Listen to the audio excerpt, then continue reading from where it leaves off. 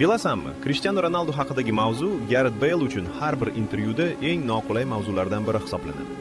Ularning birga maydonga tushganiga 80 yil bo'ldi, lekin Bale haligacha bu holatni unuta olmagan. Avvalo u shunday degan: Ronaldo 5-0 hisobidagi g'alabadan keyin gol urmagani uchun botsalarni yechimxona bo'ylab o'tib yuborgan. Keyin esa eng ko'tirmagan holat bo'ldi. Undan Chempionlar Ligasi tarixidagi eng buyuk o'yinchi kim deb so'rashganda, Bale o'z jamoadoshi o'rniga Messini tanladi. U Ramosni haqiqiy lider deb atadi.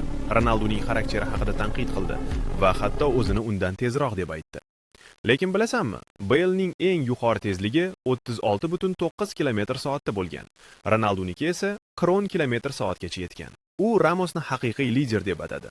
Ronaldoning xarakteri haqida tanqid qildi va hatto o'zini undan tezroq deb aytdi.